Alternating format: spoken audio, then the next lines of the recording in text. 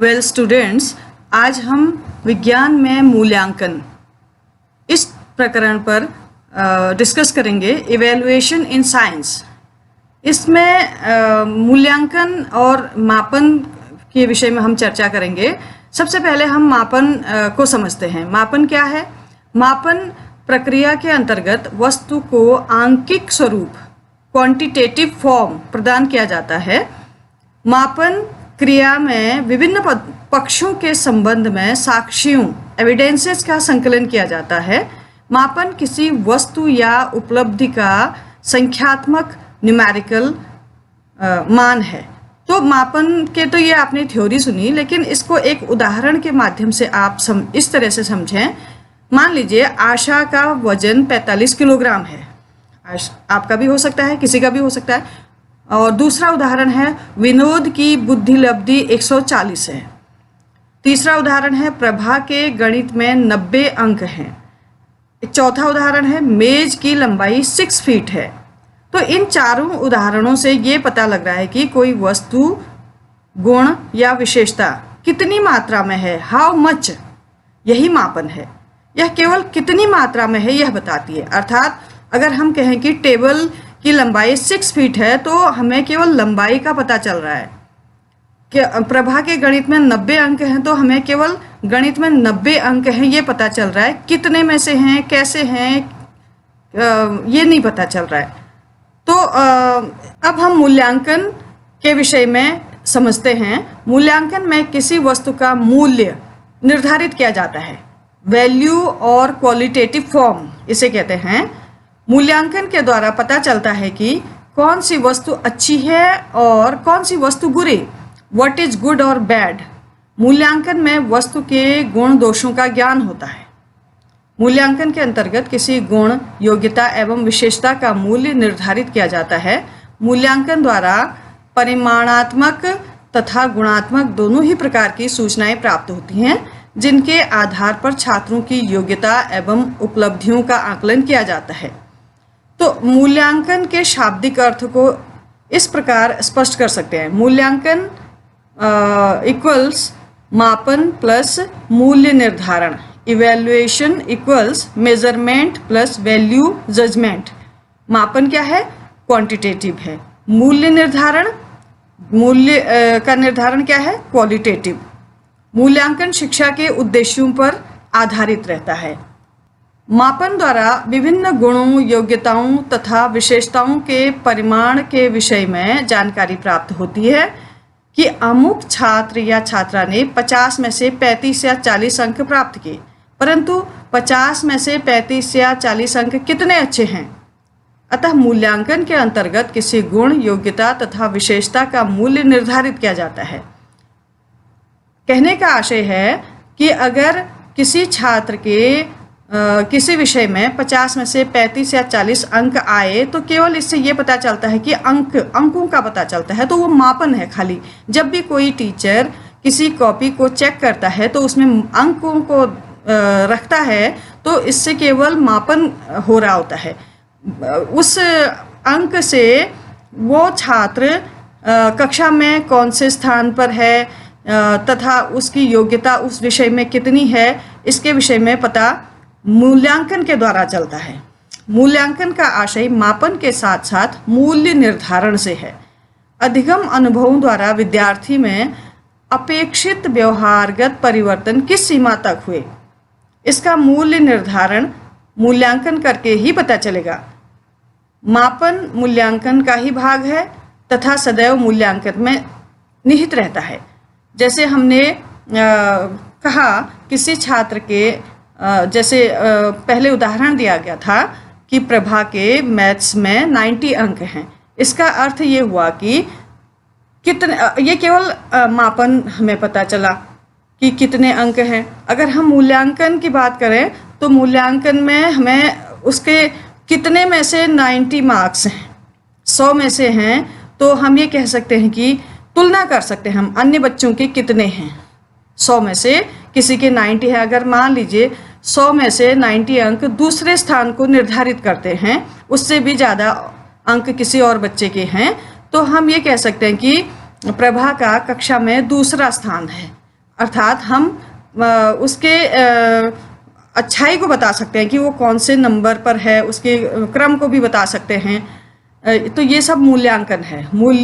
राष्ट्रीय शैक्षिक अनुसंधान एवं प्रशिक्षण संस्थान दिल्ली की पुस्तक है एक कॉन्सेप्ट ऑफ इवैल्यूएशन।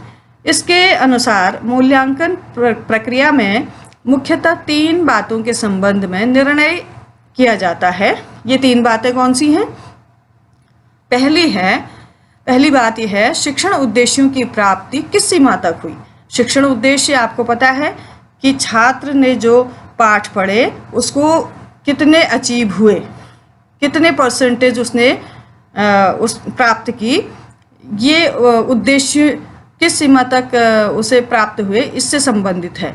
दूसरी बात जो एनसीईआरटी ने कही, उद्देश्य स्पष्ट करने की प्रविधि कितनी प्रभावी रही, अर्थात लर्निंग एक्सपीरियंसेस और उनको देने की जो विधि थी, प्रविधि थी, मेथड और टेक्निक थी, वो कितनी प्रभावशाली थी ताकि उद्देश्यों की प्राप्ति हो सके। तीसरी जो बात है, अधिगम अनुभव कितने प्रभावी उत्पादक रहे, अर्थात जो लर्निंग एक्सपीरियंसेस थे वो कितने उत्पादक रहे, कितना प्रोडक्टिव रहे, जिससे कि उद्देश्य की प्राप्ति हो गई। इन तीनों के संबंध को, जो ये 3 बातें एनसीईआरटी ने कही थी, त्रिभुजाकार आकृति से प्रदर्शित किया जा सकता है। सबसे ऊपर जो टॉप है, यहाँ पर उद्देश्य ऑब्जेक्टिव्स निर्धारित किए जाते हैं। इन उद्देश्यों को अधिगम अनुभव लर्निंग एक्सपीरियंसेस की सहायता से प्राप्त करना। अधिगम अनुभव वो होते हैं जो किसी उद्देश्य की पूर्ति करने के लिए बनाए जाते हैं। ये अनुभव पाठ के रूप में हो सकते हैं और इस पाठ को पढ़ाने के बाद उन उद्देश्यों की पूर्ति होती है। जैसे मान लीजिए एक पाठ हम पढ़ा रहे हैं, उसका नाम है ऊष्मा।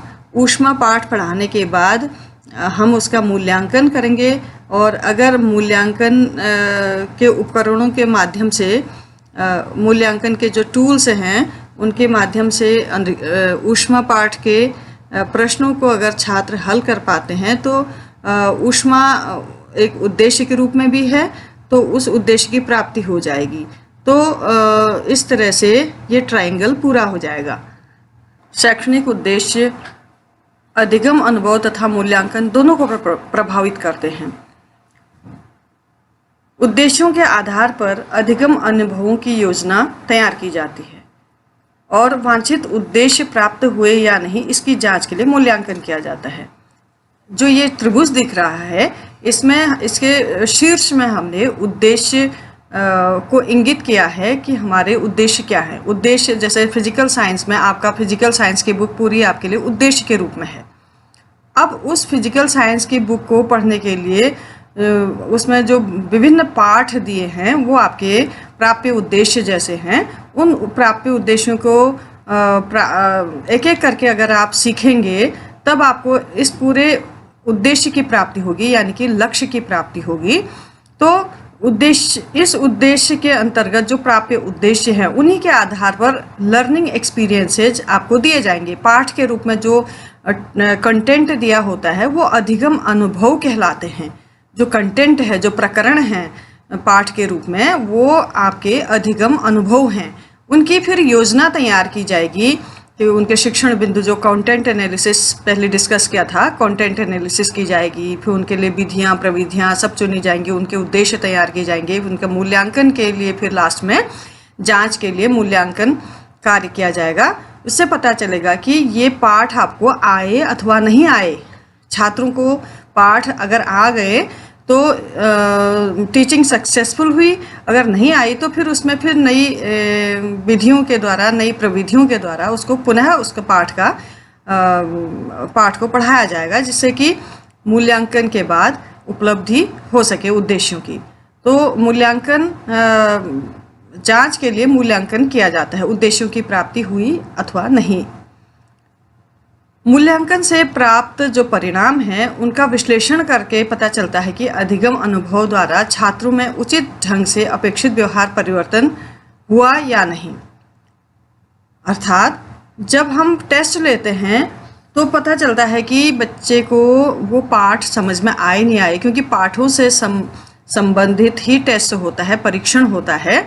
जो भी पाठ उनको पढ़ाए जाते हैं उन पाठों से ही प्रश्न पूछे जाते हैं। वो पाठ एक उद्देश्य के रूप में होते हैं और जो प्रश्न पूछे जाते हैं अगर वो उनको हल कर लेते हैं तो उनके व्यवहार में परिवर्तन प्रदर्शित होता है। अगर वो हल नहीं कर पाते, उनको वो पाठों के प्रश्न नहीं समझ में आ रहे, इसका अर्थ है कि उनका व्यवहार परिवर्तित पूर्ण रूप से नहीं हुआ है। कोठारी आयोग ने भी अपने प्रतिवेदन रिपोर्ट में स्पष्ट कहा है कि मूल्यांकन एक सतत प्रक्रिया है, लगातार चलने वाली प्रक्रिया है। सतत का अर्थ है कि कंटिन्यूअस चलने वाली प्रक्रिया है। कैसे होती है कंटिन्यूअस? जैसे हम जब कक्षा में जाते हैं, एक अध्यापक जब कक्षा में जाता है तो अपने छात्रों का मूल्यांकन करना शुरू कर देता है। वो देखता है कि कौन सा छात्र पढ़ने के लिए उत्सुक है, कौन सा छात्र सिंसियर है, कौन सा छात्र एनकरेजिंग फेस है, कौन सा डिस्करेजिंग फेस के रूप में है। तो उनका मूल्य कौन सा कहना मानता है, कौन सा उनका आज्ञा का पालन नहीं करता है। तो इस तरह से हम मूल्यांकन करते रहते हैं। ये लगातार ये प्रक्रिया चलती रहती है कि कौन सा छात्र कितनी प्रोग्रेस कर रहा है, कौन सा छात्र सिंसियरली काम करता है, अपना क्लास वर्क भी अच्छे से करता है, होमवर्क भी अच्छे से करता है। तो हम उनका मूल्यांकन लगातार करते रहते हैं। कोठारी आयोग ने जो रिपोर्ट दी है उसमें उन्होंने कहा कि मूल्यांकन संपूर्ण शिक्षा की संपूर्ण प्रक्रिया का इंटीग्रल पार्ट है, अभिन्न अंग है, क्योंकि इसके बिना शिक्षा अधूरी है। क्योंकि हमें पता ही नहीं चलेगा कि छात्र को कितना व्यवहार परिवर्तन हुआ छात्रों का। यह शिक्षा के उद्देश्यों से पूर्ण रूप से संबंधित है। उद्देश्यों से कैसे संबंधित है? जो विषय हैं पढ़ने के लिए छात्रों के लिए, जो विषय जैसे फिजिक्स है, केमिस्ट्री है, मैथ्स है, हिंदी है, इंग्लिश है, जो भी विषय छात्रों के लिए हैं वो क्या हैं? एक उद्देश्य के रूप में उनके सामने हैं।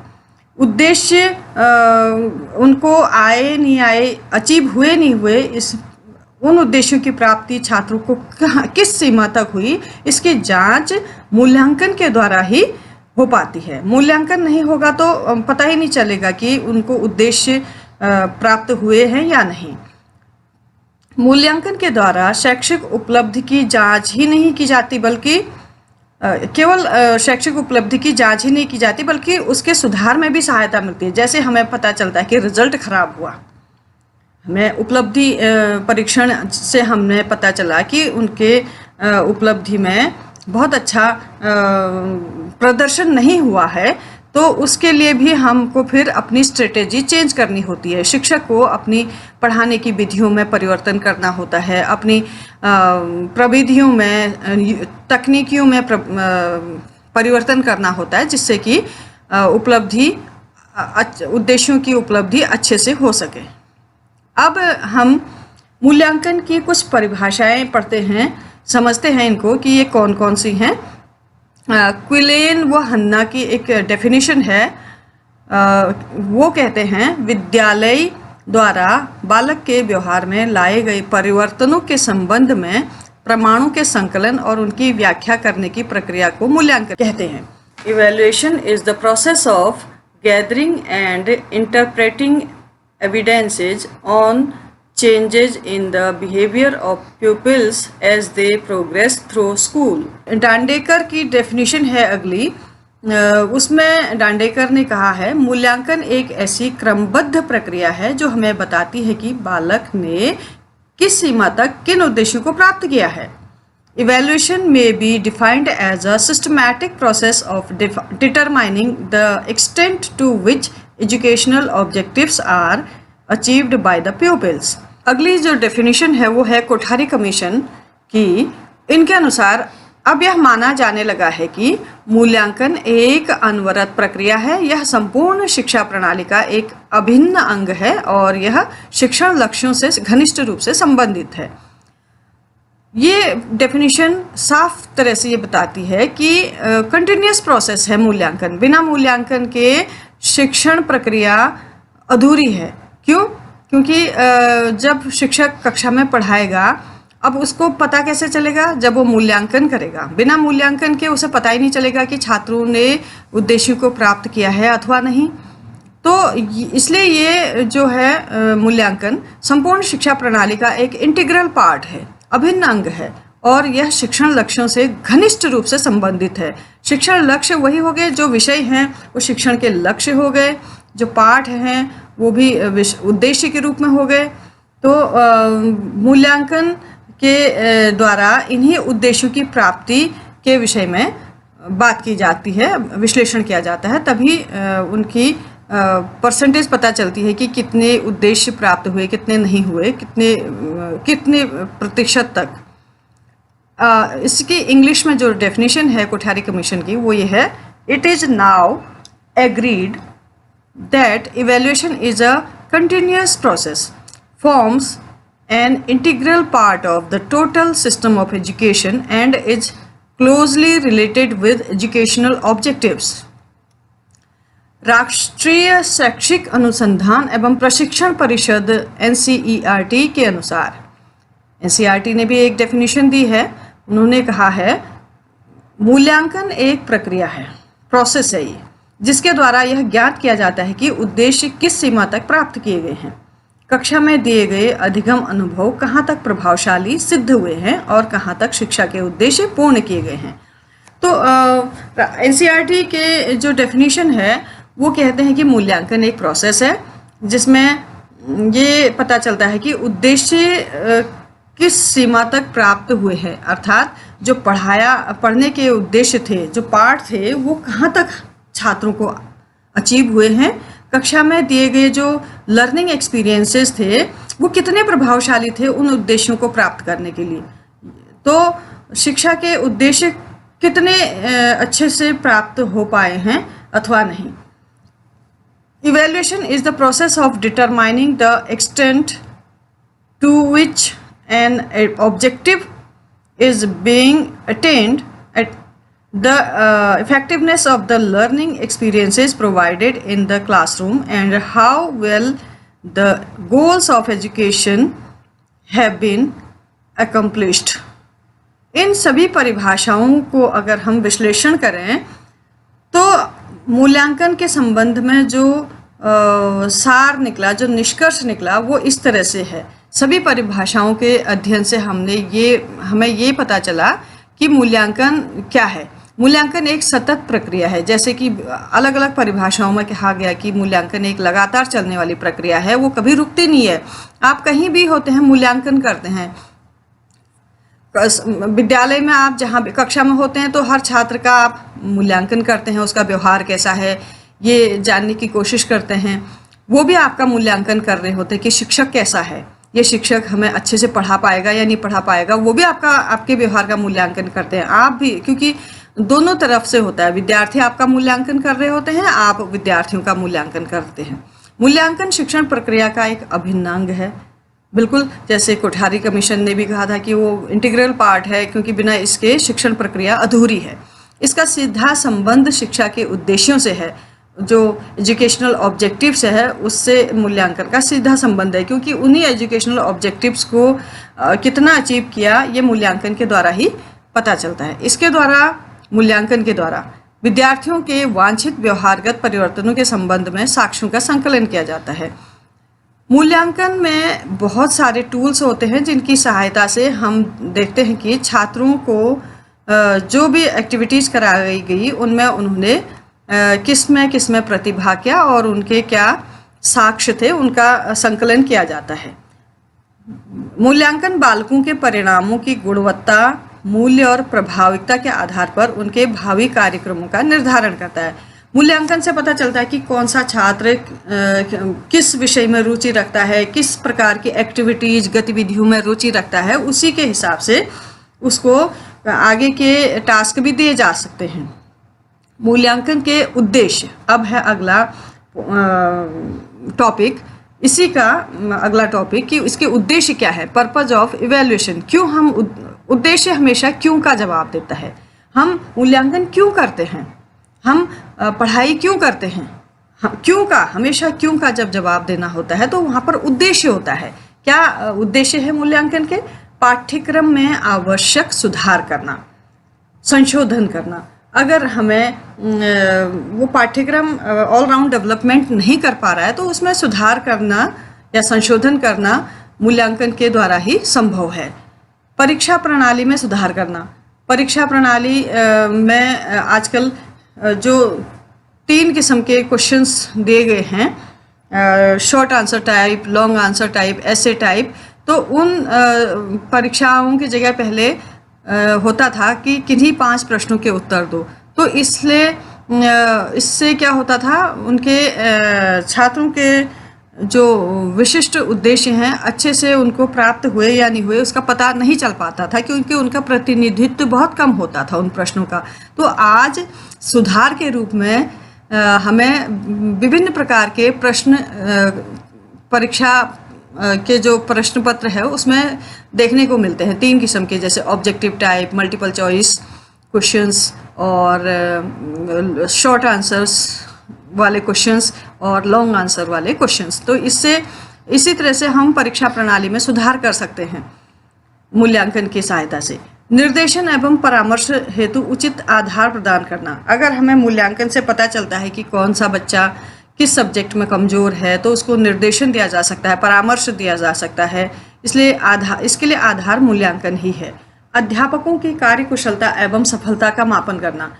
अध्यापक कितने अपने शिक्षण कार्य में सफल रहे, कितने कार्य उनका कितना कुशलतापूर्वक उन्होंने संपन्न किया, और इसका मापन भी मूल्यांकन से ही पता चलता है। अगर उपलब्धि अच्छी होती है, इसका अर्थ है कि अध्यापक ने अपना कार्य बहुत कुशलता से किया। अगर उपलब्धि छात्रों की उपलब्धि विशिष्ट उद्देश्यों को प्राप्त करने की कम होती है तो अध्यापक को अपनी कार्य कुशलता में इम्प्रूवमेंट करना होगा। उसको अच्छे से शिक्षण कार्य को और अधिक अच्छे से और अधिक कुशलता के साथ संपन्न करना होगा।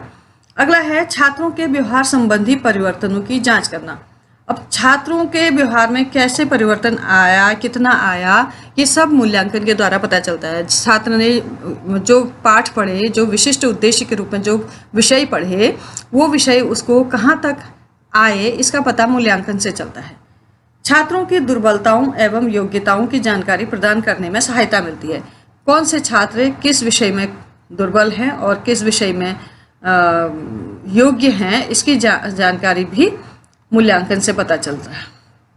नवीनतम एवं प्रभावी शिक्षण विधियों प्रविधियों की खोज करना।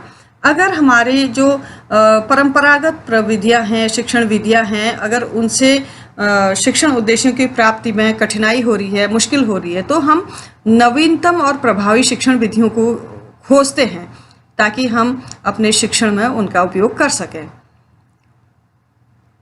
अनुदेशन की प्रभावशीलता का पता लगाना। अनुदेशन भी एक तरह से शिक्षण है, शिक्षण कार्य है। पढ़ाने को भी अनुदेशन कहते हैं, मतलब छोटा रूप कह सकते हैं। शिक्षण के अंतर्गत अनुदेशन होता है, इसमें केवल इंस्ट्रक्शन होता है। इसकी प्रभावशीलता का पता भी मूल्यांकन से चलता है। छात्रों का वर्गीकरण करना। छात्रों का जैसे हमें कक्षा में 3 किस्म के छात्र होते हैं, एवरेज स्टूडेंट्स, बिलो एवरेज और अबव एवरेज। इन स्टूडेंट, अब हम कैसे पता करेंगे कौन छात्र एवरेज है, कौन अबव एवरेज है, कौन बिलो एवरेज है? तो ये मूल्यांकन के द्वारा हमें पता चलता है कि कौन से छात्र एवरेज हैं, कौन से जीनियस है या इंटेलिजेंट हैं, कौन से बिलो एवरेज हैं। छात्रों की अधिगम कठिनाइयों का पता लगाना।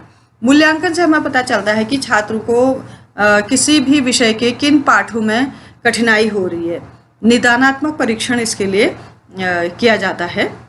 मूल्यांकन शिक्षण विधियों की उपयुक्तता की जांच करता है। मूल्यांकन से पता चलता है कि जो शिक्षण विधियां थी वो कितनी उपयुक्त थी। मूल्यांकन का प्रयोग अनुदेशन की प्रभावशीलता ज्ञात करने एवं उसके अनुरूप अपनी क्रियाओं को नियोजित करने में किया जाता है। मूल्यांकन का उद्देश्य छात्रों की समस्याओं को समझने एवं उनकी प्रगति के संबंध में जानकारी प्रदान करता है। मूल्यांकन की आवश्यकता एवं महत्व। क्या आवश्यकता है मूल्यांकन की और उसकी need and importance of evaluation. मूल्यांकन से छात्रों की मानसिक क्षमता, रुचि एवं उनके दृष्टिकोण का अनुमान लगाया जा सकता है। छात्रों को उनकी योग्यता अनुसार विभिन्न कार्यों हेतु विभिन्न समूहों में विभाजित किया जा सकता है। मूल्यांकन से हमें पता चलता है, क्योंकि मूल्यांकन बृहद होता है, इसमें बहुत सारी गतिविधियों का भी मूल्यांकन होता है, छात्रों के व्यवहारों का भी मूल्यांकन होता है, उनके संप्रेषण कौशल का भी मूल्यांकन होता है, उनके पूरे व्यक्तित्व का मूल्यांकन होता है। तो इससे हमें पता चलता है कि उनकी रुचियों का पता चलता है, उनकी क्षमताओं का पता चलता है, उनकी दृष्टिकोणों का पता चलता है। इसी के अनुसार हम उनको फिर विभिन्न किस्म के कार्य उनको सौंपते हैं।